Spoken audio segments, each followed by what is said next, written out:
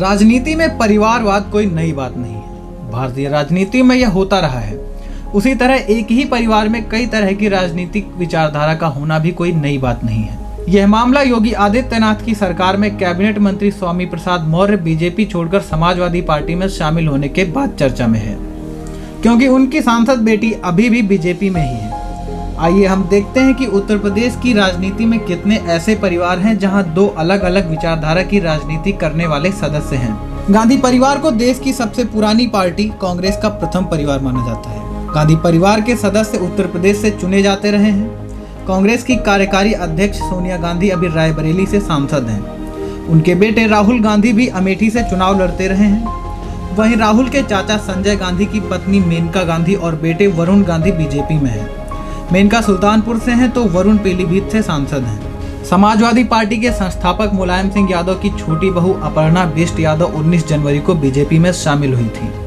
BJP में शामिल होने के बाद उन्होंने कहा था कि वो प्रधानमंत्री नरेंद्र मोदी और योगी आदित्यनाथ से प्रभावित रही हैं। अखिलेश यादव के चाचा शिवपाल सिंह यादव पहले ही समाजवादी पार्टी से अलग होकर प्रगतिशील समाजवादी पार्टी लोहिया के नाम से अपनी पार्टी अलग बना चुके हैं। मुलायम सिंह के समधी और फिरोजाबाद के सिरसागंज के विधायक हरिओम यादव भी बीजेपी में शामिल हो चुके हैं। स्वामी प्रसाद मौर्य के साथ बीजेपी छोड़ने वालों में औरैया के बिधुना से विधायक विनय साक्य भी शामिल थे। जब वो सपा में शामिल हुए तो उनकी बेटी रिया साक्य ने 11 जनवरी को एक वीडियो जारी कर आरोप लगाया था कि उनके पिता का स्वास्थ्य ठीक नहीं है और उनके चाचा देवेश साक्य उन्हें अगवा कर ले गए हैं। रिया ने यह भी कहा था कि वे हर हाल में बीजेपी में ही रहेंगे। इसके कुछ दिन बाद जब बीजेपी ने अपने उम्मीदवारों की सूची जारी की तो उसमें रिया साक्य का भी नाम था।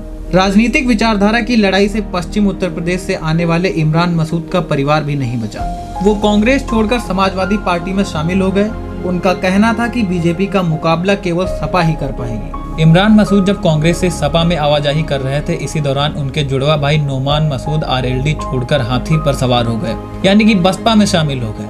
कांग्रेस छोड़ सपा में जाने से इमरान को टिकट तो नहीं मिला, लेकिन नोमान गंगोह विधानसभा सीट से बसपा का टिकट पाने में कामयाब रहे। इसी तरह स्वामी प्रसाद मौर्य का परिवार है। मौर्य पहले बसपा में थे।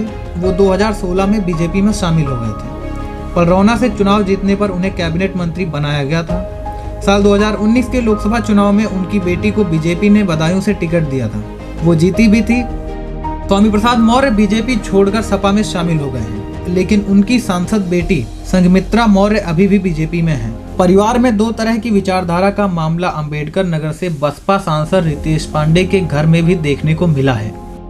इसी महीने उनके पिता और पूर्व सांसद राकेश पांडे बसपा छोड़कर सपा में शामिल हो गए। पूर्वी उत्तर प्रदेश के मऊ को बाहुबली विधायक मुख्तार अंसारी के गढ़ के रूप में जाना जाता है। पिछला चुनाव बसपा के टिकट पर जीतने वाले मुख्तार अंसारी के दो भाई भी राजनीति में हैं। उनके एक भाई अफजल अंसारी जहां गाजीपुर से बसपा के सांसद हैं, वहीं पूर्व विधायक रह चुके सिबगतुल्ला अंसारी ने पिछले साल सपा की सदस्यता ली थी। अभी यह तय नहीं हो पाया है कि मुख्तार अंसारी इस बार विधायक का चुनाव लड़ेंगे या नहीं। मिर्जापुर की सांसद अनुप्रिया पटेल नरेंद्र मोदी की सरकार में मंत्री है। वो अपना दल एस की प्रमुख है। अपना दल की स्थापना अनुप्रिया के पिता सोनेलाल पटेल ने बसपा से निकलने के बाद की थी।